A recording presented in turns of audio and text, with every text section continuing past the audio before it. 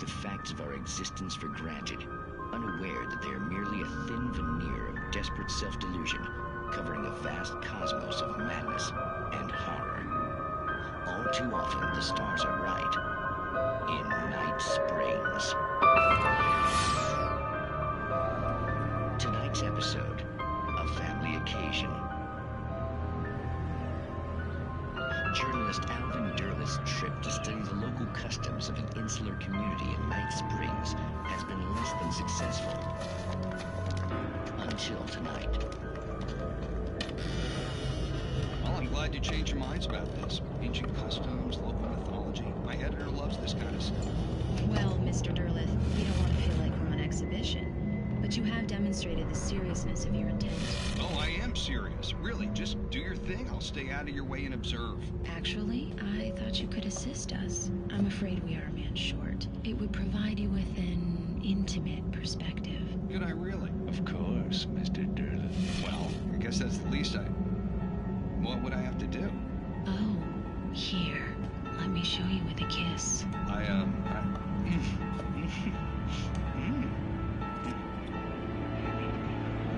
What do you have?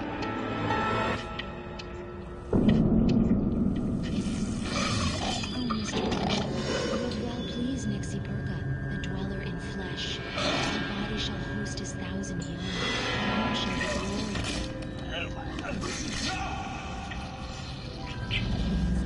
Shh, darling, be calm. Shh. Alvin Derleth learned a harsh lesson. If you go looking for mythology, it may come looking for you. And such quests always bear fruit. In Night Springs.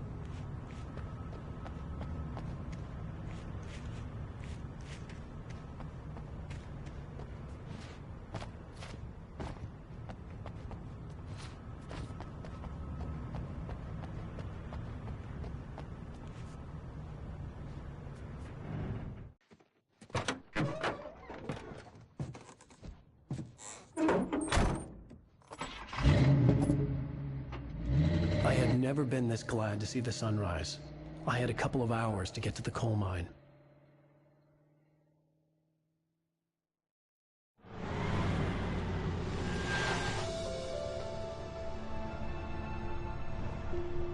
The coal mine wasn't far now.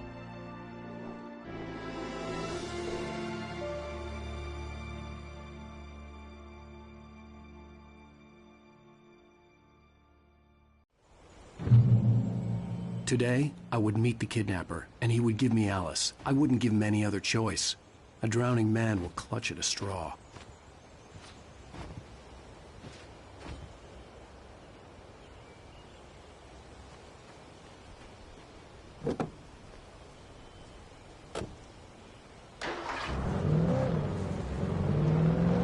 Little by little, without realizing it, I'd come to believe that the story in the manuscript was coming true. The current of its narrative had taken me deeper and deeper into dark waters. Alice had been taken from me. Barry was probably in jail. I was a fugitive from the FBI. The whole world taken over by the dark presence was trying to destroy me.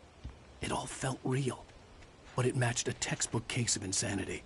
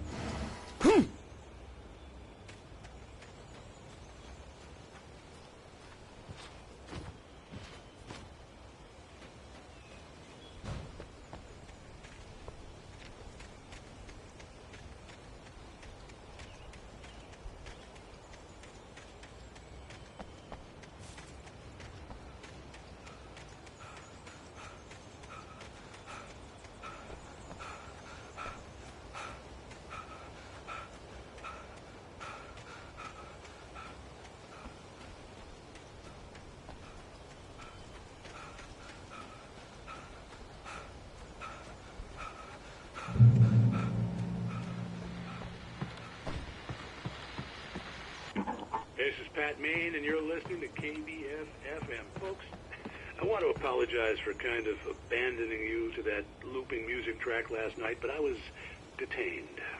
You see, I encountered a big-shot G-man with an itchy trigger finger who could use a lesson in manners and a boot in the ass, not necessarily in that order either.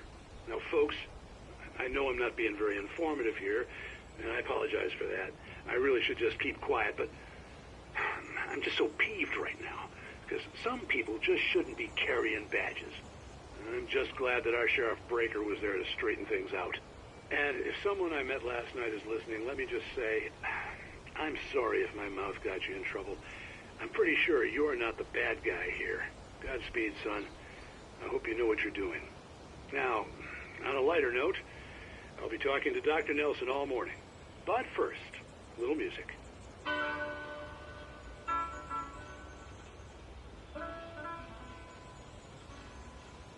Nobody cares about me.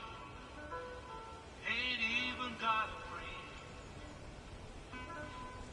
Baby's gone and left me. When will my troubles end? Black night is falling. Oh, I hate to be alone.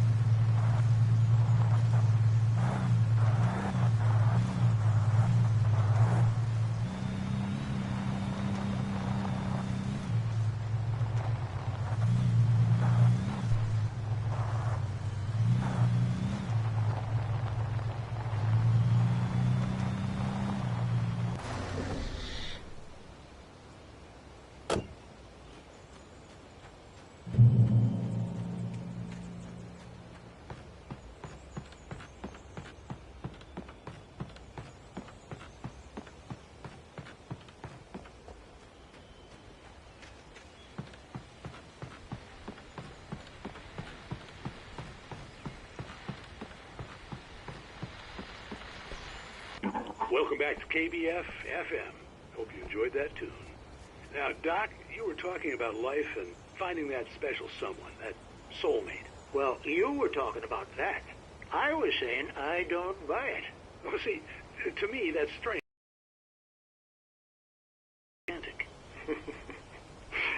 You got me there, Pat. But I think love's where you look for it. And you need to do a lot of looking, sure. But the idea that there's that one special person out there for you, and if you miss that chance, it's gone forever, and you're forever incomplete. I mean, isn't that depressing? Or, heck, childish even? Hey, there's plenty of fish in the sea.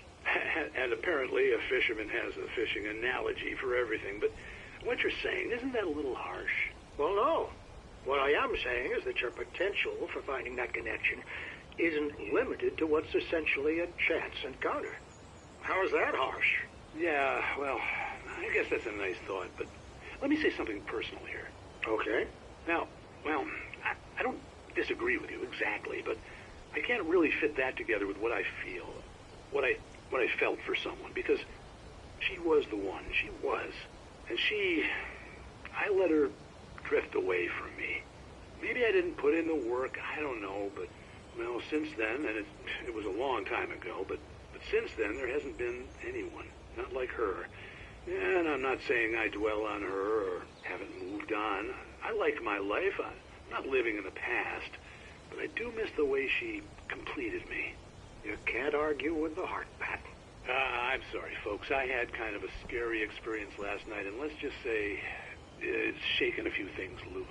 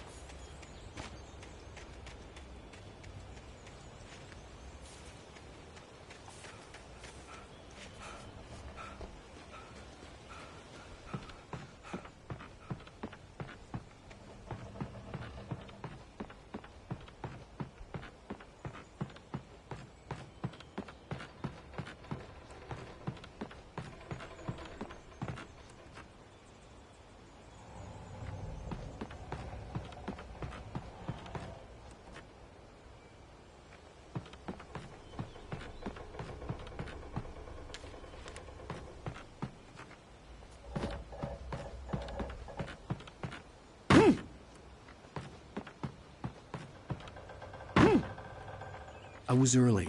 I was supposed to meet the kidnapper at noon in the main building. The coal mine was quiet. It was a museum now.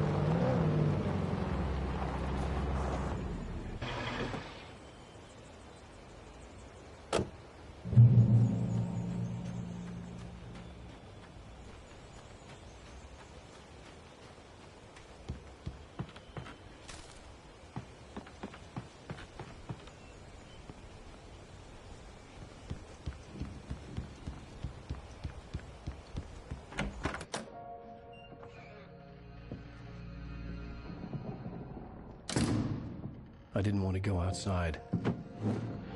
Cops had to be looking for me. The noon sun turned the place into a sauna. The day dragged on.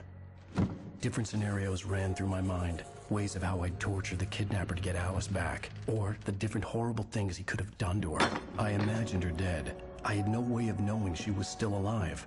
It was killing me. I was running on blind hope. It was all a waste of time. The bastard never showed up.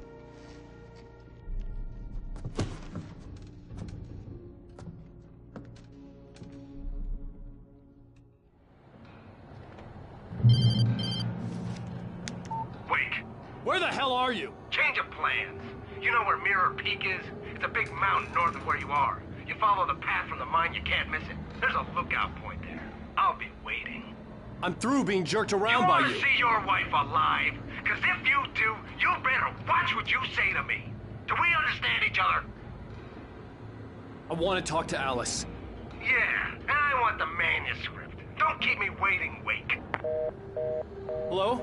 Hello? Ah! I'm gonna kill him. I had to get to Mirror Peak.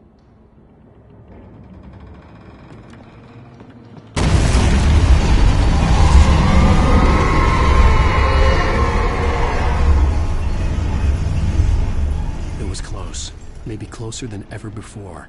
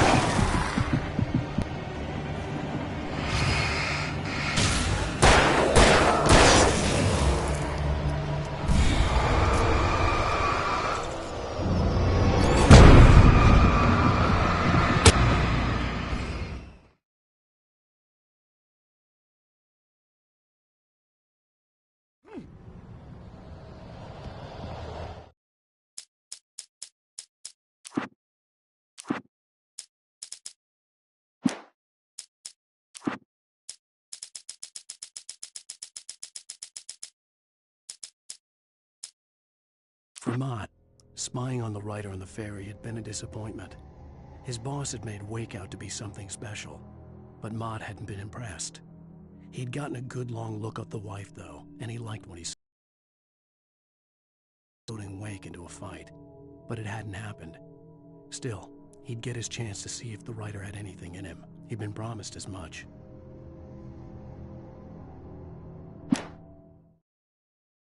For Mott, spying on the writer...